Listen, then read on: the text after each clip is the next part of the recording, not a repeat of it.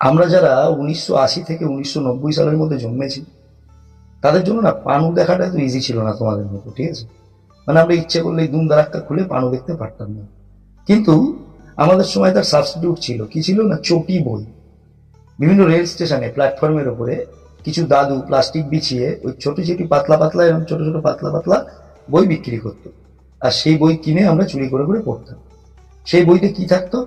Heavy রগরগে সব গল্প থাকতো, সব নানান কিচ্ছা কেলেঙ্কারিতে ভরা। এ বৌদি সে কাকিমা, না উল্টা পাল্টা গল্পে ভরা। আর সে একেবারে একদম চরম আর সেই লেভেলের গল্প তার মধ্যে থাকতো। সেগুলো আলু পটল কাঁঠাল কিছু তাতে বাদ থাকতো না।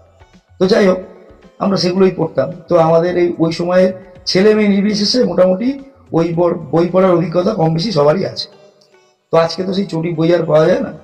তো আজকে মার্কেটে চটি বইয়ের বদলি এসছে, মানে দুধের বদলে ঘোল টাইপের একটা জিনিস এসছে। সেটা তোমরা সব